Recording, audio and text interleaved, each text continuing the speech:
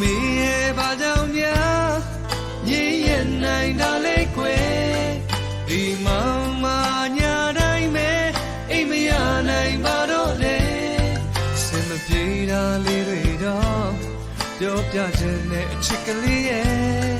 ဟိုအကြောင်းမျိုးကြောင့်ခွေတို့လျောင်း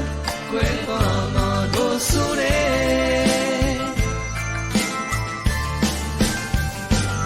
တကယ်ဆိုရင်